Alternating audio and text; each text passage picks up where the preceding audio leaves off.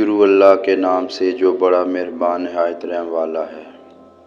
ہمارے پیارے نبی صلی اللہ علیہ وآلہ وسلم نے فرمایا، دو کلمے زبان پر بہت ہلکے ہیں اور میزان میں بہت بھاری ہیں اور رحمان کو بہت پسند ہیں۔ وہ دو کلمے یہ ہیں، سبحان اللہ و بحمدہ سبحان اللہ العظیم۔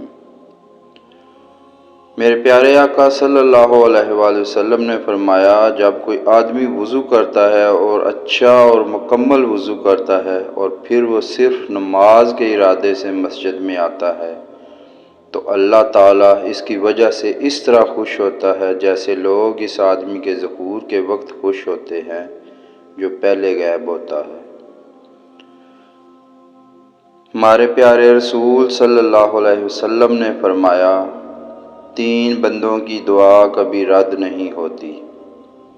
نمبر 1 مظلوم کی دعا، نمبر 2 مسافر کی دعا اور نمبر 3 والد کی اپنے اولاد کے حق میں دعا۔ نبی کریم صلی اللہ علیہ وآلہ وسلم نے فرمایا، تم اللہ سے ایسی حالت میں دعا کیا کرو کہ تم قبولیت کا یقین رکھا کرو اور یہ جان رکھو کہ اللہ تعالیٰ غفلت سے بھرے دل کی دعا قبول نہیں کرتا۔